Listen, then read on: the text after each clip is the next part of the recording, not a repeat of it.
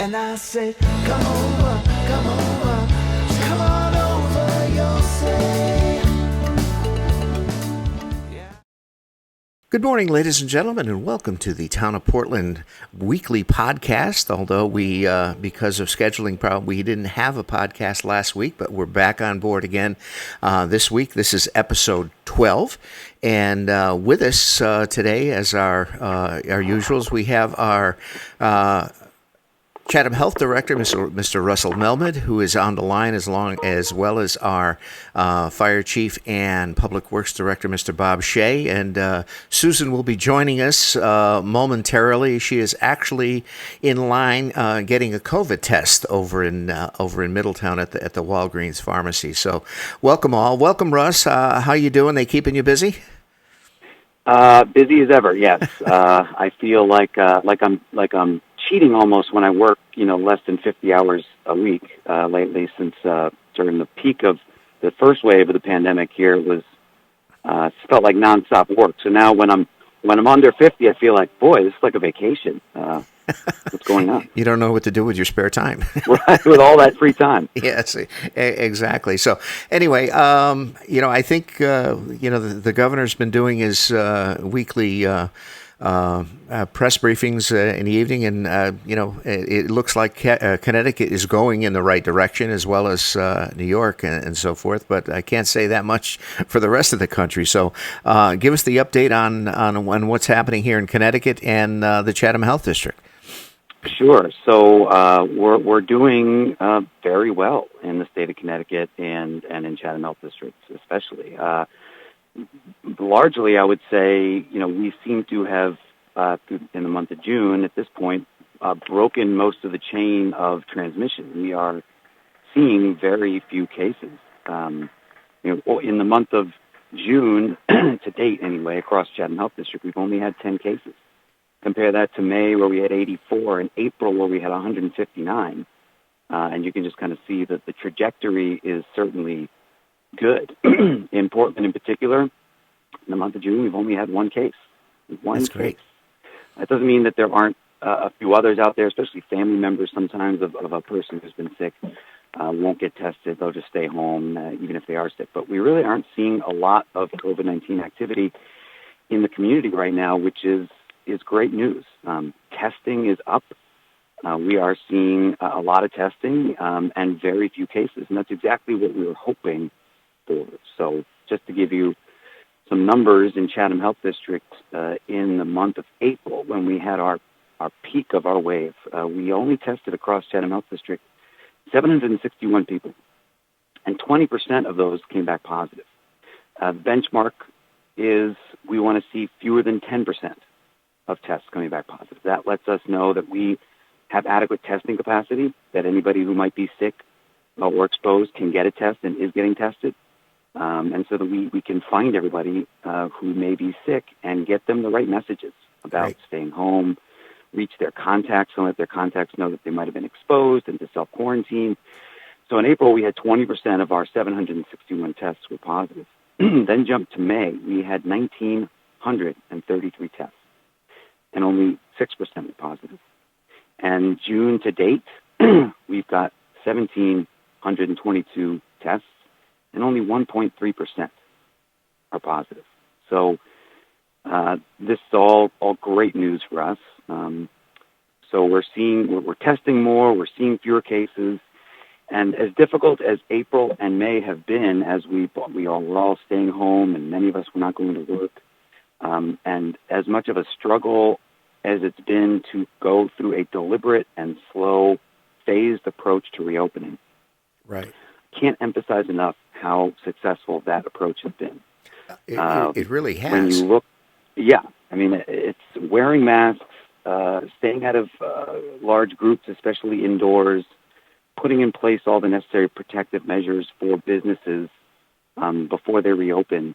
When you compare our approach to what's happened in the South, Florida, Texas, Arizona, where they had stay-at-home orders in some of those places, and they just let them expire. No mask wearing, no rules for businesses to follow to mitigate the impact to mitigate transmission. And they're having a really hard time in some of those states to the south that really didn't do this slow, deliberate, and difficult, yes, rules-based approach to opening back up our society, civic society, businesses, and the economy. They are staring at a wave, a huge wave. I mean, they are in an acceleration phase, and we have decelerated so much that we're really just not seeing that many cases in our community. So I think the other thing when I look to the south that what's going on down there tells me is that the idea that COVID-19 might be a seasonal infection has largely been now dismissed. I don't think you can look at what's happening in the south in the warm, hot weather and the acceleration in cases they're seeing and say that the COVID-19 is seasonal. And perhaps if it is, then we're all in for it come the fall. For sure. But seeing the number of cases in the south, I think that it's hard to say that seasonality has a lot to do with what's going on. It really doesn't. Sure. Now, Russ, do you think that the for all intents and purposes, the mixed messaging that's coming down from the federal level and other places does that have, do you think, an effect on people's interpretation of what they should be doing and how they should be doing it? I think that the messages at the federal level have been mixed. I think the CDC has been slow and deliberate and correct in a lot of their messages, but it really hasn't been amplified at the highest levels of the federal government. So, when I say amplify, I mean, we need everybody, at all levels of government, telling every citizen the behaviors that they can do to mitigate the risk of transmission, to really prevent transmission.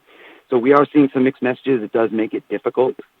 I think it makes it difficult for our federal public health colleagues at the CDC when they're putting messages out and it's not getting amplified everywhere, and there is some mixed messages.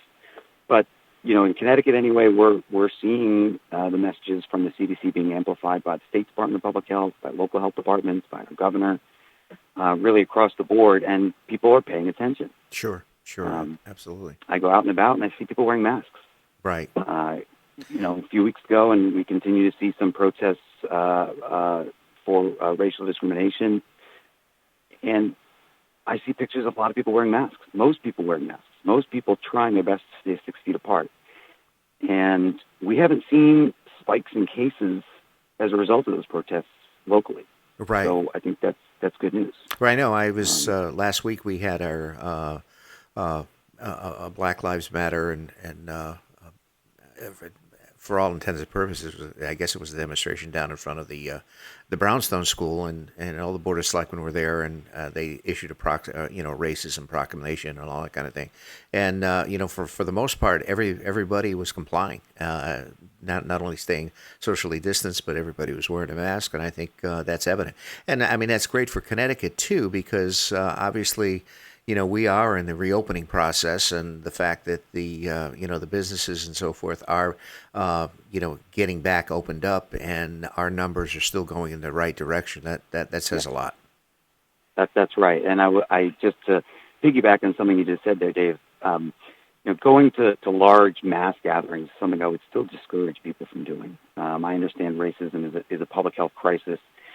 If you're going to go to a protest or rally, let's not exacerbate one public health crisis by trying to address another. So if you're going to one of those things, please wear a mask. Please stay 6 feet apart from others as much as possible. Sure. And not just rallies. Let's talk about the 4th of July coming up. Yes, yes.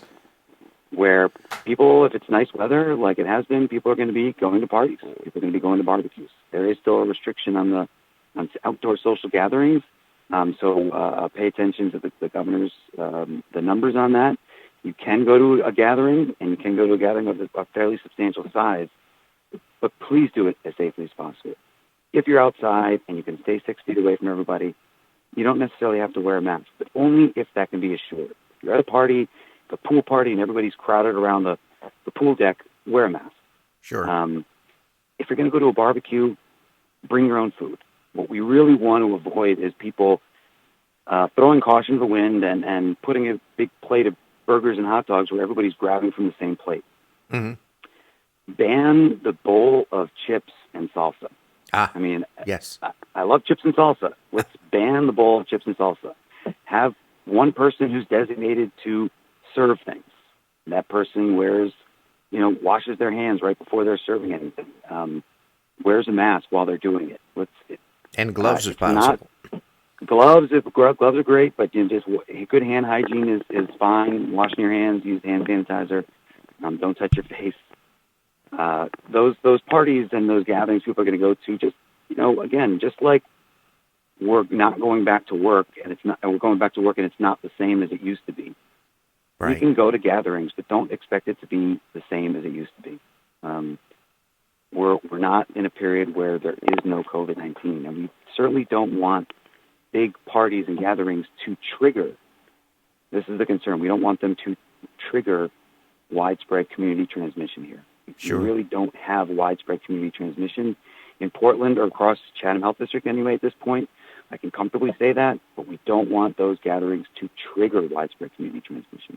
We want to continue being able to go to work and open things up and go to parties and see our loved ones and not have to worry that, there's a lot of people out there that we don't know about that have COVID-19. So we don't want to trigger that. No, great. And school districts too. Now that I'm not saying that the graduations are finished, but I think our graduation here at Portland High was very, very well received. I think it was done very appropriately with the drive-in graduation, and I think the district did a great job in orchestrating things, not only with parking and staging and all of that kind of thing. It went off very well, and overall, I think the response, not only from the students but the parents, they were very pleased. So, again, unfortunately, the graduates of 2020 were cheated in a lot of ways. But I think, for the most part, I think I know our graduation was very well received. Yeah, I think that they were largely. Look, there's been a range of approaches to graduation, from drive-in to drive-through to virtual. There are some school districts that are holding out until mid-July in the hopes that the governor is going to ease back on the restrictions and have an in-person graduation where everybody's sitting on seats on a lawn somewhere. So we'll see what happens. I think it's somewhat of a risk to bank on the governor easing back like that, only to wait and then have to go to a drive-through or virtual in the end. But I don't fault people for waiting to see what might be possible. Everybody needs a little hope. Sure, exactly. So, all right, great, Russ. I know. Is there anything else from the standpoint? I know the district. I know you guys and your staff have been keeping busy, and for the most part have been doing business as usual. I know your inspections and so forth. You've got some. We have been busy. I can tell you. Maybe it's because a lot of people have been home. They're doing a lot of projects around their homes, taking out a lot of permits, putting on decks, pools, sheds, things like that. Maybe it's the stimulus checks that people got, combined with being home and facing perhaps a year where they're going to be spending more time at home. But our environmental health staff are busy. They are busy in Portland. They are busy everywhere in the district. Good for the economy, and good to see people are feeling comfortable enough about finances and economic security that they can spend the money to do those things. Right. So, yeah, we are busy. One more thing I will say is it's been dry. Yes, it has been. It's been dry. Now, that's good for people getting outside and enjoying themselves. But we are starting to see some wells run dry. We're getting a lot of new well drilling permits and fracking requests at the health department. We're not quite in drought status yet, but we certainly are well under our average rainfall for the season. So, especially people on public water systems, when demand goes up, they might see a little bit more turbidity in their water, a little bit more cloudiness. Nothing alarming. It's perfectly normal, but there's not a message yet to conserve, but that may be coming if we continue to see dry conditions. So, everybody should be mindful that watering your lawn for an hour every day. If you want to dial back on that. Sure, absolutely. Now, I know I have a conference call at 10 with the state health department and a lot of districts. I'm also sit on the water planning council, and a lot of utilities have entered their stage 1 conservation planning. Stage 1, that's right. Yeah, as far Not as sounding the alarm yet, but just looking forward cautiously. it's putting it on a radar screen. Absolutely. Yes. Absolutely. Now, just quick before you go, Russ, just a little something on the summer camps, if you would. Sure. So summer camps, they are permitted to be open with certain restrictions. Their guidelines have been changing over the last month or so. The Connecticut Office of Early Childhood has put out memos around how summer camps can open. It won't look normal. There will be some restrictions on the number of kids who can be in any one group. Pick-up and drop-off will be a little bit more controlled than perhaps what people are used to seeing, where it's just an onslaught of kids running out of cars, hugging and running around the pavilions when we're outside. It's going to be a little bit more structured, but camps are permitted to open. Just make sure everybody stays safe. Don't send your kid to camp if they're feeling sick, or if anybody in the household starts to get sick with symptoms consistent with COVID-19. So that's really the key. We don't want to see meal-based camps as a result. Absolutely. So, all right, great. Thank you, Russ. I appreciate your time. And again, all your good work and everything that you and your staff are doing in the Chatham Health District. And we appreciate your participation in our weekly podcast. So thanks so much. I know you got to go. Very welcome. Have a happy Independence Day. Stay safe. Stay healthy, and bring your own food. There you go. Thanks, Russ. All righty. Yep. All right. That's Mr. Russ Melmed, ladies and gentlemen, from the Chatham Health District, as one of our frequent flyers here on the Town of Portland podcast. And again, we're live here at the Town Tech Educational Podcast Studio at Portland High School, and I'm your host, Dave Kuzminski. Also on the line, we're going to take next is our Fire Chief / Public Works Director, Mr. Robert Shea. So, Bob, I think you're still there. What's happening in DPW and the public safety sector? Yeah, I'm here, Dave. Thank you so much. It's just always good to sit and listen to those details that Russ has to offer. We're in contact almost weekly related to, what we're doing here in our community as far as our locations where we're having positive impacts, and making sure that our first responders are certainly aware of those in locations, and that we're taking every precaution we can. So to just continue on that note, we are still in our response protocols that have changed since March. They're working well for us. Our activity is basically steady, although we are seeing a reduction in COVID precaution calls, which is very good. Those that we do continue to receive that get certainly by our dispatch service, they get pre-screened for us so that we know in advance of response if there's any potential COVID issues there. That's still happening, and we're asking those who are ambulatory to meet us outside, which is helping tremendously in reducing the exposure. Those aren't. We're certainly taking all the precautions, not only to protect ourselves, them, and anybody that's in that house. So we continue to do that, and things there have been good. Our PPE is increasing, which is even better to protect our volunteers. Also with that, I work very closely here in town as the director to make sure that the PPE is made available for all our staff that works, not only highway, but all our divisions, water, sewer, grounds, everyone here, staff in the town hall. And that's getting better. We've been able to purchase, but we've also been taking full advantage of the Region 3 National Stockpile distribution that's held weekly. I personally go and make sure that we get in line to get our pickup. So those things are becoming much more readily available, and we're in really good shape for our response, as well as protecting the staff there. So that was very difficult in March and April. There was limited supply of everything, as everyone knows, but when you're a first responder and you still have to go and it's limited, it gets a little dicey. But we came out on the good end of that, and we thank everybody for working with our policy and procedures and our response protocol when we come to your home to help. We really appreciate your patience.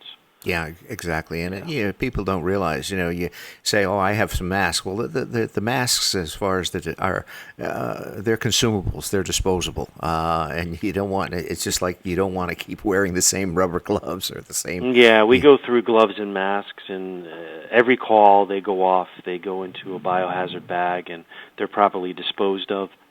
We don't reuse anything in our response protocol. We're masking on our fire trucks now. We're not reusing those. We do have some personal masks that have been approved that have change-out filters, and those are for members that are very active. That seems to keep our stock. But if you think about it, the town of Portland does an average of about 1,100 calls a year. Maybe 800 of those are medical, and if you think of 2 to 4 masks per call, you're up there in a big quantity. Sure, absolutely. Yeah, so we're doing well, though, and we've taken advantage, like I said, and the state has been good. The region's been great to us.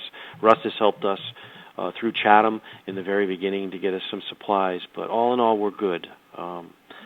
So I think we need to stay steady and stay protected and keep that distance, as well as take all those precautionary measures that have been recommended by Chatham, because they seem to be working. The numbers are steadying up. So that's great. On the bridge front, what's happening? I understand, or I see that they're starting to work nights now. So they are, Dave. Yeah, and there's another progress meeting expected this week that I tried to attend, both for the chamber as well as the Bridge Mohawks project meeting with the state. And they continue to do some removal. Most of the work now is all in forming and rebar installation in the decking, and getting ready to do some pours for those spans that have been completed. A lot of metal work, an awful lot of steel work related to new riveting in some areas that were found that needed more work that have been planned to be done. But they are moving along. Hot weather, I guess, is good weather for construction. That goes along with us here in Portland as well. We could use the rain, but sometimes it's a blessing for us to get some projects done. I think they're seeing a benefit of that and less traffic. They're working on St. John's Square pretty readily, trying to get that expansion extra lane in that's going to be coming off of downtown going down Hartford Ave.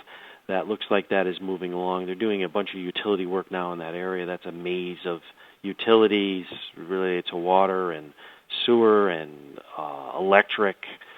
So there's a lot of work down there. I believe the night work is specific to pours. They are doing other work, but there'll be alternating lanes in the evening, anytime from 7 p.m. to 6 a.m., so that should be noted.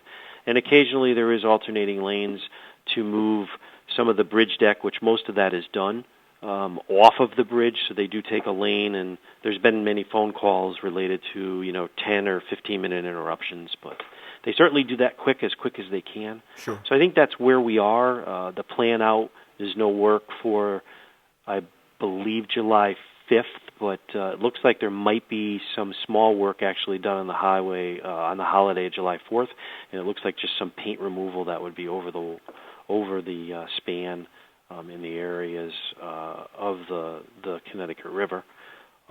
That's on the list. But other than that, there hasn't been too many problems. We've had a few fender benders, so please pay attention, watch what you're doing, stay off your phone, look for the car in front of you, and keep your distance. Even those small fender benders cause a lot of havoc to the rest of the travelers on both sides of the bridge, because it does delay, and it creates a pretty quick traffic jam, even down Route 9. Yes. It could be a 5-minute interruption, and it could cause a 1.5-mile delay. Yes. So just let's slow down a little bit, pay attention. Let's get over the bridge safely, so that way you don't need to see us and we don't need to visit you, which is really nice. Yeah, it's like throwing a rock in the water. You have that ripple effect. It really is, and it starts really quick. Yeah, exactly. So, all in all, I think from the standpoint of their progress, I think they're pretty much on schedule, if not a little bit ahead of schedule, so which is a good thing. In some areas they are. They did find some additional work that needs to be done. There is some more design work that is going through their details and acceptances with the contractor as well as the state. They certainly haven't said they're ahead of schedule for the entire project, but what they're getting done, they've been lucky enough to get done and move forward. And unfortunately, this epidemic has helped them in that relation, especially in the beginning, getting set up because there really was little, if no, traffic. So, Sure. But it is picking up. I'll tell you that. There is much more traffic. People are starting to get out and go back to work, like Russ said. Some companies are opening, some businesses are opening. You see, this weekend it was very busy on the bridge. Absolutely. Yeah. Absolutely. So great. I don't know if Susan's back on the line. I know she was in line over. Yeah. Hey, there she is. Okay. I am, yes. Thank you, Dave. No worries. Thanks for coming in. Just to let everybody know that you were in line having a COVID test over in Middletown. So Yes. how did that work out for you? Yeah, well, yesterday in the afternoon, I got a email actually from Chatham Health District letting us know that this testing was available over at what used to be the Walgreens across from the YMCA at the very south end of Main Street in Middletown. So I took the pre-application survey, submitted it to the website, and within a few minutes, Walgreens had responded that I was eligible to take the test. Although I have no symptoms, I met some of the other requirements that are on the survey, and my appointment was for 9:15. Actually, Dave, I got there about 5 of 9, and 2 cars in front of me, extremely efficient. You enter off of Jacobin Drive and go in the back of their parking lot. Mm-hmm. They had a nice little tent set up there, gave me a swab, which I took out of the little carrying case that they wheeled over to my car. Mm-hmm. I took out the little swab. You swabbed each side of your nostril 5 times, put it back into the envelope, put it back in the carrying case, and they said, thank you very much. We'll let you know very soon whether you're negative or positive. So it couldn't be easier, didn't hurt one bit, and I must compliment their efficiency. They were very good about asking me the appropriate questions and then just doing the test. So maybe next week I'll give the results and we'll see how it all goes. In these podcasts and also in the media, Dave, they've been recommending that we do extensive testing, and I think it's just a great idea. I encourage everybody, if they meet the reasons, that they go through this process.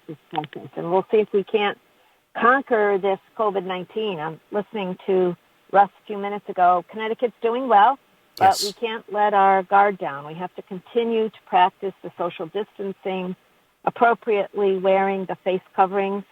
And I've noticed a lot of folks are using a little different kind of mask for the summertime. They're wearing that sort of lighter weight material that they put around their neck and then pull up as they come in front of people. I Yes. notice a lot of people wearing those on the airline trail, and some of the runners that I see around Town Hall as they're going by, they can pull it down when they don't need to be wearing it and pull it up when they need to.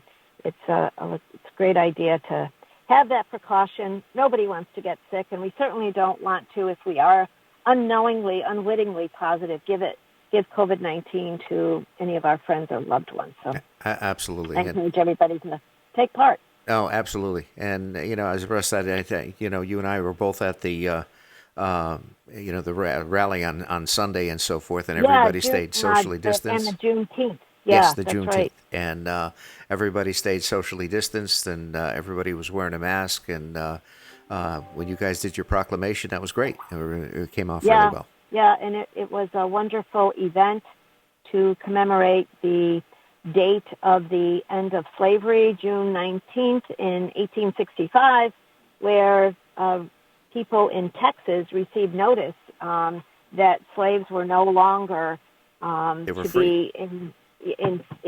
be in bondage, and they were free. Yes. And it was quite an interesting story that one of our residents told, and I encourage everybody to learn more about that. Sure. In fact, the Selectmen have agreed that we will proceed with some additional training toward anti-bias and implicit bias, as well as making sure that we get some good training for our employees as well as our elected officials and appointed officials and people at large. So I'm working with the Connecticut Conference of Municipalities, Dave, to see if we can't come up with a good training that would be available for no cost throughout New England and into New York State. And it's in concert with the National League of Cities. This is a concerted effort to make certain that people of color and people of not color, that we all make sure that we recognize we each have biases. I mean, Sure. I'll admit it. I've lived a long time, and we know that we all have implicit bias, things we're not even aware of. And Sure. to be aware of these things, trained, and try to do our best to make sure justice reigns in our country is very important, and I look forward to working with our residents in that Sure. endeavor. It's all about education, and, keeping people informed. Yeah. And I know you've done a great job as far as in relation with your relationship with CCM and your past officer. And again, I think it's a great resource that you keep engaging with, and it's a tremendous resource for the town also. Yeah, and we look forward to working on that. A few of the other things I'll just briefly go over, if I could. Sure. We talked at the last Selectmen's meeting about our parks and playgrounds, and while we don't have an official camp as we have in many years past through our Parks and Recreation Department, look forward to a survey that Nate Foley is going to be putting out, our Park and Rec Director, and asking parents in particular, what would they like to see as far as a playground program later in the summer? He's looking forward to getting that input and then creating a playground program, typically 9 to 12 in the morning, and have it available for our children in the summertime. We look forward to having the Route 17 park. We expect that at least parts of it will be open in the middle of July. And in particular, Dave, I'm looking forward to the walking track that has been built at the Route 17 park. Right. It goes all around the soccer field and then around the baseball field. There's an adult fitness track that will be opened, as well as a playground for youngsters between the ages of 2 and 12. We're waiting for the splash pad. The splash pad has to have an additional test done. And ironically, the people that do it are out of Canada, Dave, and they're not allowed entry to the United States until the end of July at this point due to COVID-19. Sure. Well, I think it's affected us in a lot of ways, and it's just Yes, it it goes to affects show us that. in so many, many ways. Some of the other things that we're working on at Town Hall, we are going to be applying for a grant through the Community Development Block Grant, and we hope to be successful in getting a new van that will be retrofitted for the COVID-19 world that we're living in. An ability to keep the van clean, an ability to keep some separation between the driver and the passengers, and keeping in mind some of that social distancing that would need to occur. We're also going to apply for, we're keeping our fingers crossed, to get our kitchen redone at the senior center so that we can make some meals and perhaps make them available to seniors either for pickup, delivery. It's something that we've been wanting to do, and in light of COVID-19, there are some federal dollars that have come down, and if you don't ask, you don't get. So we're going to be asking to see if we can't improve our senior services. You know, people over the age of 65 are considered vulnerable to this disease and have to take special precautions. So we'll be working on that, and as I said, hopefully we will be successful. The other thing we're going to be doing, and I thank Bob Shea for this, he applied to and received a grant of sorts. It's an incentive of $10,000 from Eversource, and we're going to use that money and put some of our own savings in terms of electricity toward improving the lighting at the Portland Library. Our listeners may know that our library board of directors has gotten another grant, and they have improved the library. We have all new carpeting. Our public works department repainted the library. Yes. It looks so much better. It's extremely clean thanks to our public works staff, and we're also going to be getting some new furniture. And to top it off, LED lights that will be savings for us. And the savings will allow us to pay for the new lighting. It means better lighting, less electricity, and less maintenance, because the LED lights are supposed to last for years. And Bob was telling me that we often have to go in there and replace the lights, so it means less maintenance and better service. So I'm very excited about that. The other thing that we'll be voting on tonight, Thursday, the 25th of June, is a lease for the copiers at all of our public schools. The copiers, I think, are more important than ever in terms of making sure that materials, if they're not available online, can be made available in hard copy for our students. I know our schools are working very hard, and we'll be announcing later this summer how education will occur in the light of COVID-19. The last thing I want to mention, Dave, is that, again, Public Works put up a new mailbox for information. Now, it's not a U.S. mailbox. I want to stress that. It's only for after hours or during hours envelopes that you want to leave for any department within Town Hall. Our town offices are all open, up and running, but we are not allowing the public to come in except by appointment for work within the building. So as a result, we're asking people as they're paying their bills or they want to have communication, applying for permits, they can leave their envelopes within this secure box that's located near the flags, near the Veterans Memorial in the back of Town Hall. I think it's extremely convenient, and it's also in keeping with reduction of any transmission of disease, be it COVID-19 or any other disease. So I want to thank Bob and his crew for doing such a good job and keeping us safe here in Portland and doing the work that needs to be done. Yeah, absolutely. I know we always did have a drop box, and unfortunately, it didn't accommodate larger envelopes. Now this box can accommodate much larger packages, so which is good for the public. Right. Hey, we're going to add to that too. Go ahead, Bob. Susan recommended, and we've been working with the departments just on the box. We're going to also make a change and add one of the smaller boxes that was there. Unfortunately, I can't retrofit that. I wish I could because the top doesn't open. It's more of a mailbox, but where everybody used to leave their envelopes before. We're going to try to incorporate a box there as well that all our very important contractors and residents in town that are looking for applications will be able to go to a location outside as well to be able to get applications to do their business. Thank you, Bob. Great. What I was going to say is that I want to thank you, Dave, and Kevin Armstrong for keeping us up on all the latest in terms of electronic communication, whether it is through these podcasts, whether it is our town website, or our Zoom meetings. You're doing a fabulous job, and I don't think we skipped a beat in terms of getting information and having the needed input. We have between 20 and 80 people that are able to now, quote, attend our Zoom meetings.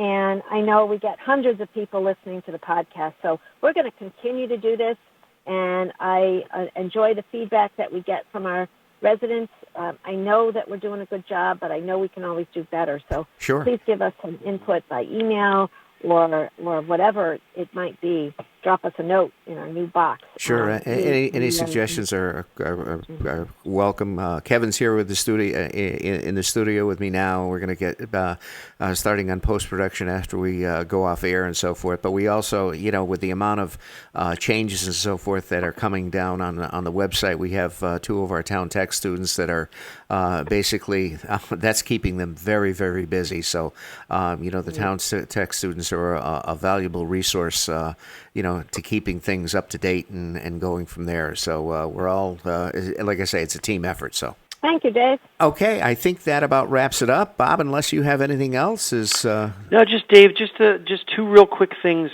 Maple Road is really progressing well. We've made some changes and additions to increase the safety. We're going to do a little extra paving that we found that was really greatly needed once we got into the road to do the drainage. So thanks to the residents in that area for their patience. This is a project that's long overdue that we were able to get accomplished. The weather has helped, and hopefully within a week or so, that area will be repaved and traffic will be a little safer. Drainage will be so much better for the residents that live close by there, and we're hoping that improvement will be long-lasting, especially for those who use that road. So just be careful. The detour signs are there. Just go around the block and try to stay away from the construction so that you don't have to turn around and go the other way. And hopefully within the next week or so, weather permitting, we will be able to get that area complete. The drainage portion has been done, and now we're just working on the road restoration. So, Great. High Street, we're there working. Please be careful of our guys when you're out driving. We've had a couple close calls, and we certainly don't want anybody to get hurt. So pay attention to the traffic detours as well as the signage, and slow down when you're certainly going by any construction zone. We're replacing all the catch basin tops on High Street from, I'd say, Carlson Drive down to Bartlett. That is in preparation for a mill and repave, a reclaim and repave of that area. We've had for years an awful lot of rumble strips due to the pitch of that road and the oil and chip seal. We're going to try to eliminate that, make it a much safer roadway, much smoother. So we were able to, work that plan over the past year, and hopefully we'll get our contractor scheduled in after the holiday, sometime in July. But we're ahead with the highway guys trying to get those drainage tops and catch basin improvements done prior to that work. So those will be some great improvements there, and we'll continue. We'll be out there doing catch basin tops and some of our manhole tops in the roadways that are below grade. We're going to get those raised up so we're not, going over those bumps. And we have a lot of work to do. So the guys are busy. Sewer continues, so please don't flush anything that's not meant to be flushed, because we're still having problems with that. And water's out doing cross-connection irrigation, so if your water is off, please call us, because if you don't and you're on our schedule, we will be there and you will be charged. So take advantage of that, and if by all means you're getting that done, your irrigation system tested privately, make sure that they're sending us the test. The best thing to do is ask for a copy of the test and send that to us as well, to our email address, or drop it off or mail it to us. That's just redundancy to make sure that we have you on file. Sure, that's great. And again, Bob, kudos to all of your crews and the job that you're doing, both on the DPW side as well as the public safety side. I think you're a phenomenal asset to the town, and I think. Well, thank you. The guys are doing a great job. They're out working hard, and they want to work, and I'm really happy to be working with them. So. Well, it's it just takes the captain, and you the captain of the ship. So that's exactly it. All right, I think that about wraps it up for episode 12 here, our weekly Town of Portland podcast. And again, our guests today are our first Selectwoman is Susan Bransfield, and also our Chatham Health Director, Mr. Russell Melmed, and our Public Works Director, Mr. Robert Shea. So on behalf of us all here at the Town Tech Educational Podcast Studio, I'm your host, Dave Kosminski. Please be safe over the 4th of July holidays coming up. And again, as Russ says, practice social distancing and wear your mask, wash your hands, and we will see you next time. So on behalf of stay home, stay safe, and wash your hands. Thank you for joining us today. I'm your host, Dave Kosminski. Please tune in every week for new and relevant conversations about the town of Portland. You can find us at portlandct.org or at YouTube/Town of Portland, and now wherever you listen to your podcasts. If you've enjoyed our podcast, please consider subscribing and sharing with friends. This podcast was produced by the Town Tech Educational Partnership Program, which is a partnership between Portland High School and the Portland Town Hall. If you're looking to start a podcast for your business or organization, check out towntech.org/podcast to learn more.